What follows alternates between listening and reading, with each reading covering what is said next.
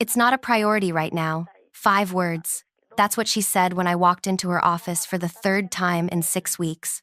The woman from HR didn't even lift her head. She kept writing something, pen moving in tiny circles, while I stood there explaining how my manager had been stealing my wages for 8 months. 47 hours one week, 52 the next, 54 the week after that. Every single hour beyond 40 went unpaid, because one morning I woke up and discovered I was suddenly salaried exempt, even though I was still doing the exact same job I'd done for 2 years. Nothing about my work changed, just the paycheck. We'll look into it eventually, she said, voice flat. I stood there watching her write, feeling something inside me crack, not break, crack, like when you drop a glass and it doesn't shatter but you know it's already ruined. You just haven't touched it yet to find out how deep the damage goes. Before we continue further, thank you for being here. If this story sounds familiar, or if you've ever felt invisible at your own workplace, do me a favor and hit that subscribe button. Drop a comment below telling me what you would have done in my position. Your support means everything, and it keeps these stories coming. My name is Lorian, and I need you to understand something about me. I'm not the person who causes trouble. I'm the person who fixes things. I organize shipments. I track inventory numbers. I make sure products arrive where they're supposed to arrive, when they're supposed to arrive. I'm good at details. I notice when things don't add up. When a box says 60 units but contains 58, I catch it. When a delivery schedule shows Tuesday, but the actual arrival was Wednesday, I document it. Details matter in my line of work. Details are everything. I started at this company 3 years before all of this happened. Entry level, hourly. Clocking in at 7 in the morning and clocking out at 4 in the afternoon, unless there was a big shipment.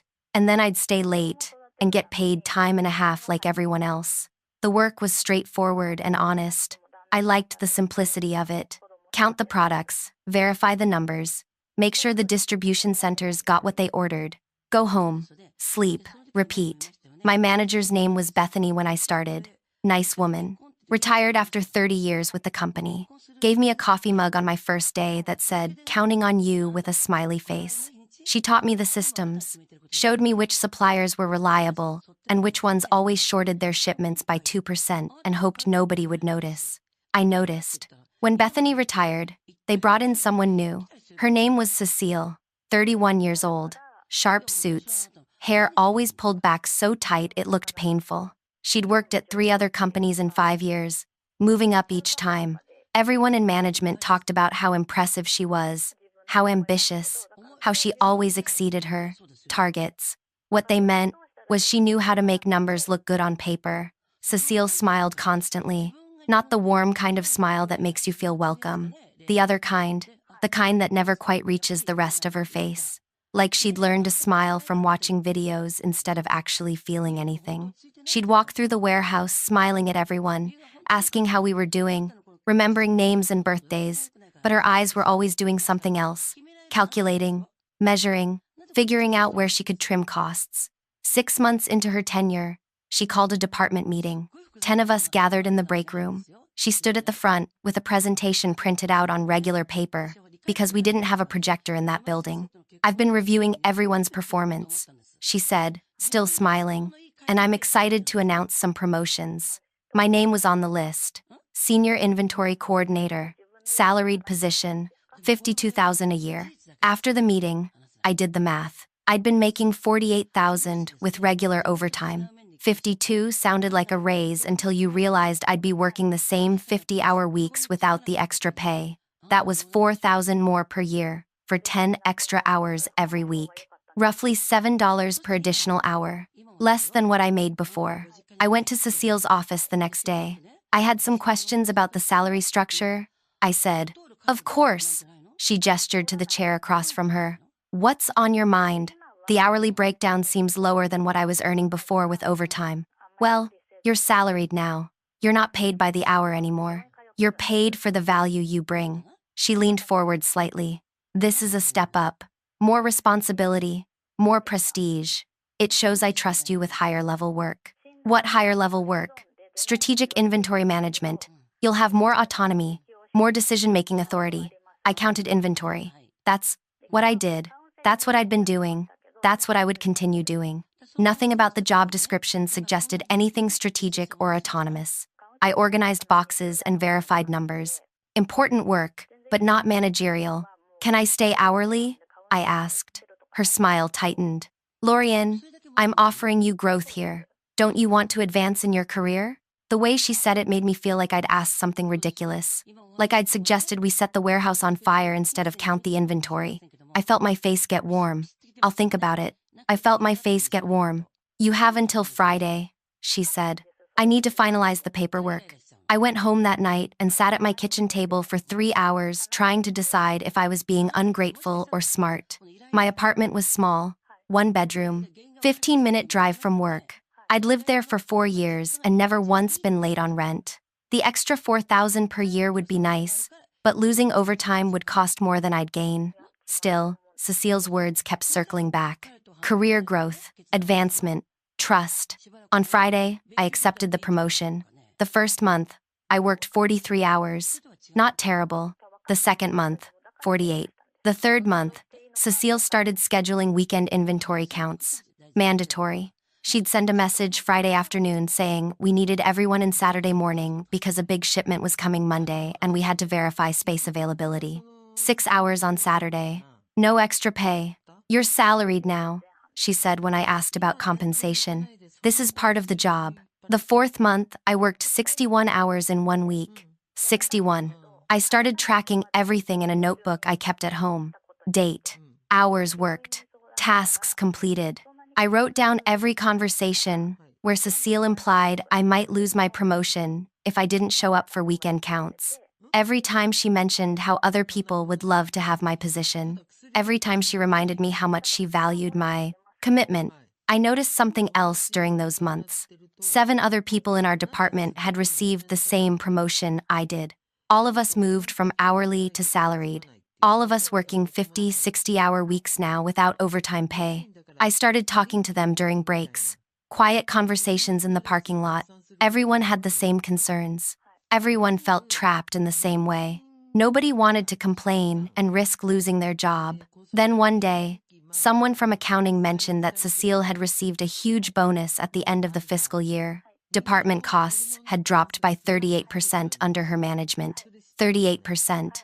I went home and did more math. If 7 people who used to make overtime were now working the same hours for straight salary, that was tens of thousands of dollars in saved labor costs. Money that didn't go to us. Money that went straight to the bottom line. Money that made Cecile look like a genius who knew how to run an efficient operation. That's when I understood. This wasn't about promoting us. This was about reclassifying us to avoid paying overtime. This was wage theft, with a fancy title attached. I spent 3 days reading the Fair Labor Standards Act, the exemption rules, the duties test. To be legally classified as exempt from overtime, you have to meet specific criteria. Your primary duty has to involve management, or you have to exercise discretion and independent judgment about significant business matters. I did none of that. I counted boxes. I checked shipments. I organized inventory. My work was important, but it wasn't exempt work. I scheduled a meeting with HR. The director's name was Paula, 50-something, worked at the company for 20 years. Her office smelled like vanilla air freshener and old paper. I explained the situation, politely, carefully. I didn't accuse anyone of anything. I just said I thought there might be a classification error. We'll look into it, Paula said. She wrote something down in a notepad. Our legal team reviews all position classifications. I'm sure everything is in order, but I'll double-check. 2 weeks later, nothing had changed. I was still working 50-hour weeks, still getting the same salary. I scheduled another meeting. This time I brought documentation, printouts of the FLSA guidelines, a list of my actual daily duties, examples of my timesheets showing consistent 50-plus hour weeks. Our lawyers have reviewed all our positions, Paula said. You're correctly classified. The duties you perform qualify for exemption. I count inventory, I said. I don't manage anyone. I don't make business decisions. You exercise judgment in your role. You make determinations about inventory allocation. I follow the system. The computer tells me where products need to go based on existing orders. I just verify the numbers and organize the logistics. That requires professional judgment. She said it like she was reading from a script, like someone had told her exactly what to say if anyone questioned the classifications. I left her office feeling smaller than when I'd entered.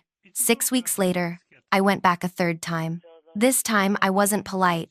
I wasn't careful. I was exhausted. Cecile had scheduled 3 weekend inventory counts in 1 month. I'd worked 54 hours, then 57, then 62. My body ached. My apartment was a disaster because I was never home long enough to clean it. I'd stopped seeing friends because I was always working or too tired to go anywhere.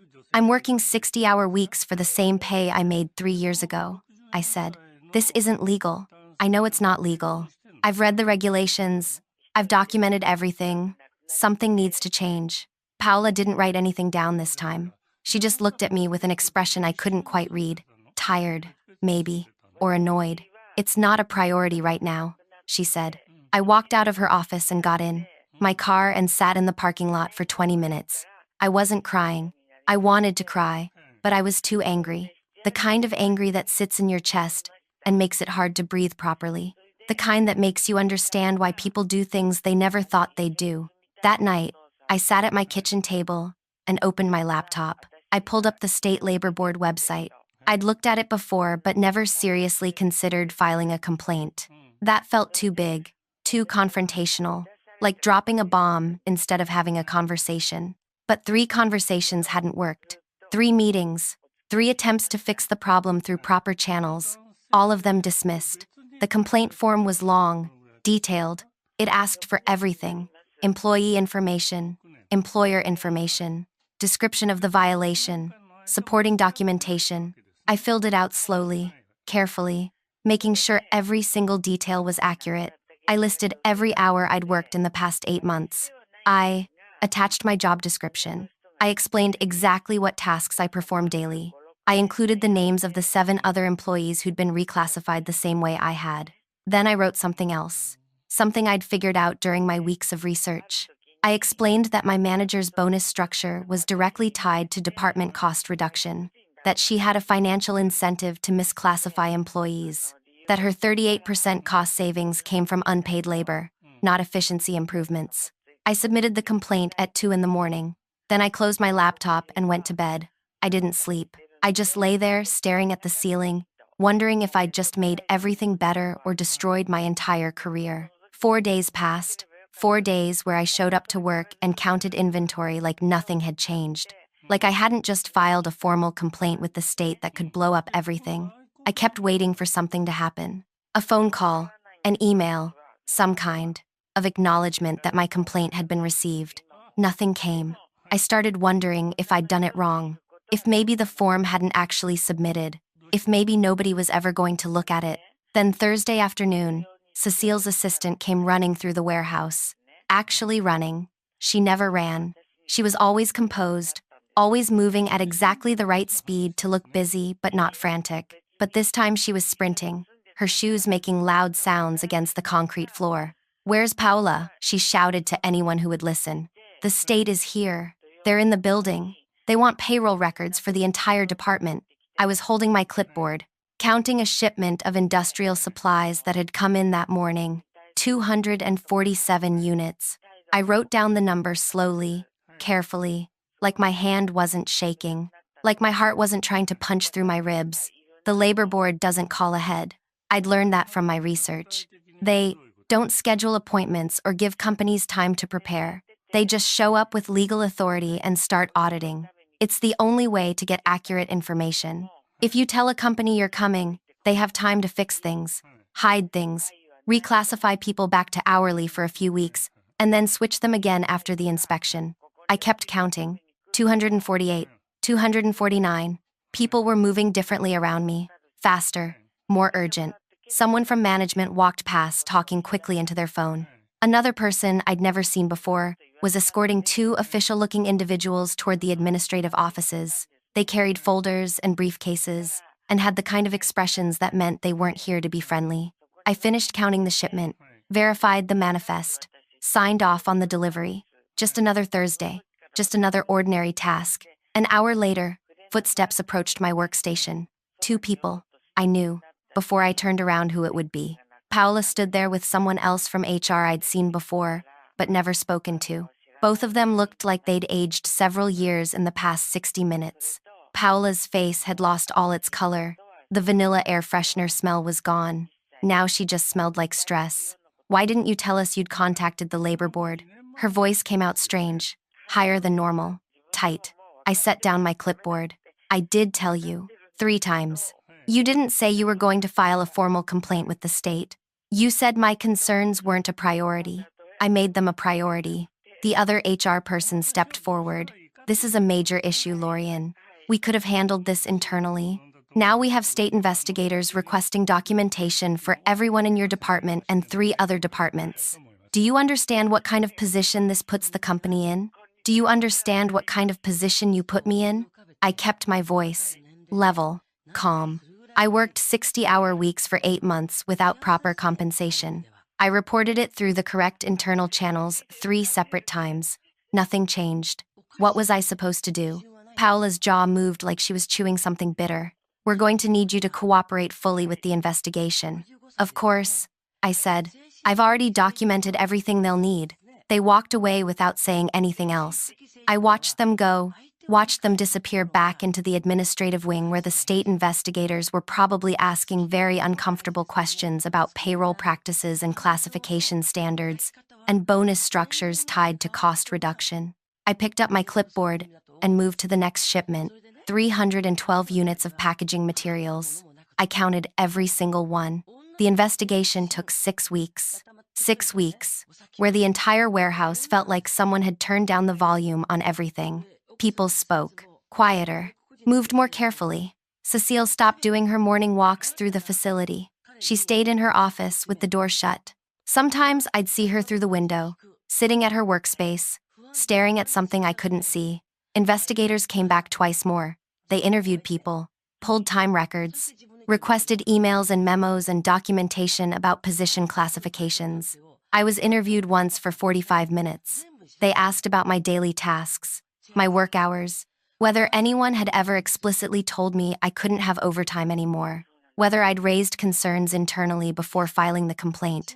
I told them everything, showed them my notebook with 8 months of detailed time tracking, gave them the dates of my 3 meetings with HR, explained how 7 other people in my department had been reclassified the same way.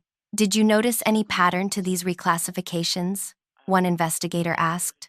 She was maybe 50 years old, with gray hair, cut short, and eyes that looked like they'd heard every excuse in the world. They all happened within a 6-month period after our new manager started, I said, and they all reduced department overtime costs significantly. Did your manager receive any bonuses or compensation tied to department performance?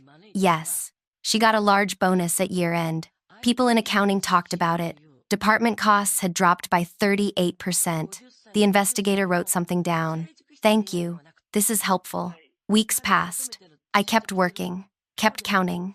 The warehouse felt suspended in something heavy and waiting. Then one morning, 6 weeks and 2 days after the state investigators first showed up, an email went out to everyone in my department.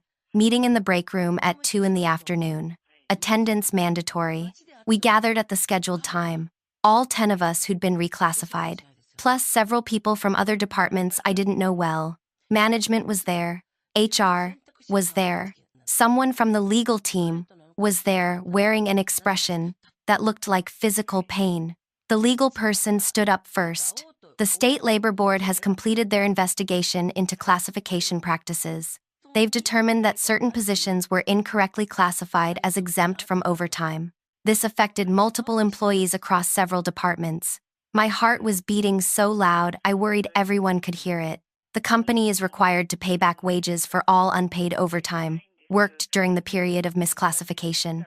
We're also implementing immediate corrective measures to ensure proper classification going forward. She sat down. Paula stood up. You'll each receive individual notifications about your back pay calculations. The company takes these findings seriously. We're committed to compliance with all labor regulations. Nobody asked questions. Nobody said anything. We all just sat there absorbing what that meant. Back pay. They had to pay us what they'd stolen. The meeting ended. People filed out slowly, quietly. I went back to my workstation and tried to focus on inventory counts, but my hands wouldn't stop shaking. 2 days later, an envelope appeared on my workstation. Inside was a letter with numbers, calculations, hours worked, overtime owed. The total made my vision blur for a second. $18,400. That's what they'd stolen from me. Over 8 months. That's what they owed me now. But that wasn't the shocking part. The shocking part came 3 days after that. Cecile was gone. Just gone. Her office empty. Her nameplate removed. Someone mentioned she'd been terminated. Someone else said it was more than termination. The company was demanding she return bonuses. I didn't understand at first. Then someone from accounting explained it to me in the parking lot, speaking quietly like they were sharing classified information. The state investigator had noted something specific in their report. They documented that Cecile's bonus structure was directly connected to department cost savings achieved through misclassifications. The bonuses weren't just rewards for good management. They were financial benefits obtained through illegal labor practices. The company's legal team, trying to protect themselves from liability, had determined that those bonuses could be considered personal enrichment through wage theft. They'd calculated 3 years of bonuses, $127,000. They wanted it back, all of it. Cecile didn't have it. She'd bought a house 2 years ago, a nice house in a good neighborhood, made a down payment that drained most of her savings. She'd been counting on those annual bonuses continuing. She'd built her life around income that came from stolen wages. Now the company wanted their money back, the money they'd given her for stealing from us, and she had to pay it. There were lawyers involved, payment plans, arrangements that would take years to complete. I heard all this fourth-hand through workplace gossip that moved faster than any shipment I'd ever organized. I didn't know if all the details were accurate, but the core truth was undeniable. Cecile was gone. Her bonuses were being reclaimed. She was paying back money she'd already spent. The back paychecks arrived the following week, $18,400. I deposited it the same day. Stood at the bank, watching the teller, process the check, watching the numbers appear in my account balance. Money I'd already earned months ago. Money that should have been mine all along. Management brought in someone new to replace Cecile. Her name was Tomasa, late 40s. Calm demeanor. First thing she did was call a department meeting. "I've reviewed all your positions," she said. "Effective immediately. Everyone who is classified as exempt is being reclassified as hourly. You'll track your time. You'll be paid for every hour you work. Overtime will be compensated at the proper rate." Someone asked if we'd still have the senior titles. "You can keep the titles if you want them," Tomasa said. "But titles don't matter as much as fair compensation. You do good work, you should be paid properly for it." That was it. Simple, direct. The way it should have been from the beginning. I went back to counting inventory, back to organizing shipments. But now, when I worked 50 hours, I got paid for 50 hours. When I worked 40, I got paid for 40. The system was simple again, honest again. Paula transferred to a different location 3 weeks later. I never saw her again. Someone told me she requested the transfer. Someone else said management had suggested it. Either way, she was gone. Cecile's office stayed empty for 2 months. They eventually converted it into a storage space for administrative supplies. Sometimes I walk past it and glance through the door. Boxes of paper, filing supplies, extra equipment. No person, no nameplate. Just empty space where someone used to sit and calculate how much money they could save by stealing from the people who worked for them. The other 18 employees who'd been misclassified got their back pay too. Amounts varied. Some had been reclassified longer than I had. Some worked more overtime.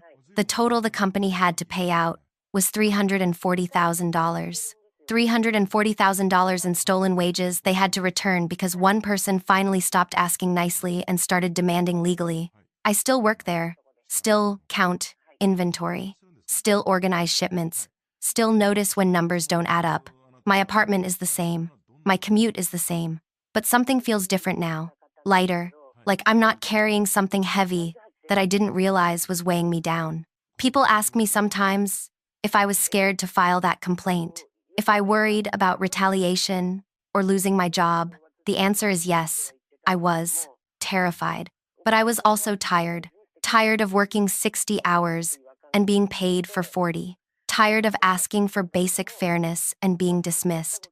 Tired of watching someone profit from my unpaid labor while telling me it wasn't a priority. Sometimes making something a priority means taking it out of someone else's hands and putting it in the hands of people who actually care about fixing it. Thank you for listening to my story.